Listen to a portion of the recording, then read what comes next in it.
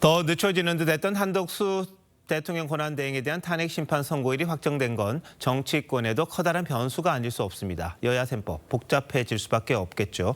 정치부 이채림 기자와 더 짚어보겠습니다. 자, 이 기자 앞서도 말했는데 공식적으로 여당은 다행이다, 야당은 유감이다 이렇게 반응이 엇갈렸습니다. 분위기가 실제 그런 겁니까? 네, 일단 민주당 반응이 좀 미묘한 분위기입니다. 윤석열 대통령 탄핵 심판 선고를 조속하게 내려달라고 했던 민주당으로선 또다시 한 총리 선고 이후로 미뤄지게 되면서 유감을 나타낸 건 맞습니다. 특히 26일로 예정된 이재명 대표 선거법 항소심보다 밀릴 가능성이 기존보다 더 높아진 데 따른 우려도 있는 게 사실이고요. 다만 내부적으로는 긍정적인 신호로 해석할 부분이 있다는 반응도 나옵니다. 꼭 나쁜 것만은 아니다. 이건 어떤 의미죠? 네, 당초 민주당도 한 총리 파면까지는 어려울 거라고 보는 분위기가 적지 않았습니다. 결국 헌재가 윤 대통령 파면 전에 한 총리를 직무에 복귀시켜서 국가 공백 상황을 막으려는 거 아니냐 이런 해석이 가능하다는 겁니다. 또 한 총리 탄핵 심판과 윤 대통령 탄핵 심판이 엮여 있기 때문에 한 총리 편결이 끝났다는 건 윤 대통령 역시 어느 정도 정리가 됐다 이렇게 보는 시각도 있습니다. 그렇군요. 자, 근데 만약 한 총리가 직무에 복귀한다면 지금 민주당이 최상목 대행에까지 지금 탄핵을 하겠다 그랬잖아요. 이건 어떻게 되는 거죠? 네, 조금 전에 보셨지만 민주당이 최상목 대행 탄핵을 공언하긴 했지만 시기를 밝히지는 않고 있습니다.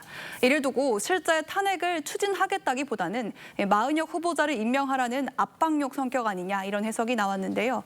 이 민주당은 한 총리 복귀 여부와 상관없이 탄핵 절차는 진행하겠다고 하긴 했지만 한 총리가 다시 대통령 권한대행으로 복귀할 경우에 이 최 대행에 대한 탄핵은 흐지부지 될 가능성이 사실상 높아 보입니다.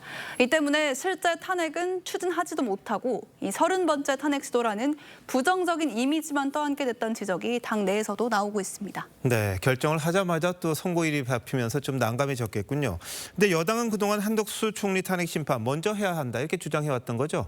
맞습니다. 무엇보다 통상 전문가이기도 하고 주미 대사를 오래 역임한 한 총리가 직무에 복귀하면 트럼프 행정부 출범 이후에 제대로 대응하지 못하고 있는 한미 관계 현안 해결에 실마리가 풀릴 걸로 기대를 하고 있습니다. 특히 한 총리 탄핵 심판마저 기각되거나 각하되면 민주당의 탄핵 시도도 8전 8패에서 9전 9패로 늘어나게 됩니다. 민주당의 무리한 탄핵에 따른 국정 혼란을 비판하는 여론 더 커질 거고 윤 대통령 탄핵 심판에도 긍정적인 영향을 줄 수 있을 거라고 기대하는 분위기도 있습니다.